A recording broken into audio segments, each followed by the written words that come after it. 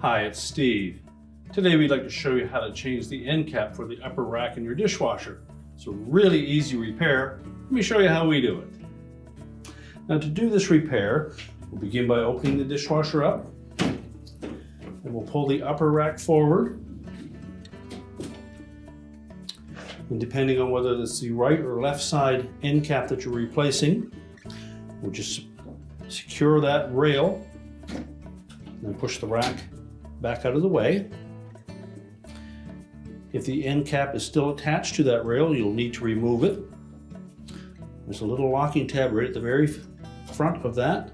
Simply push it towards the center of the dishwasher tub and then slide the old end cap off. You can discard the old one, line the new one up,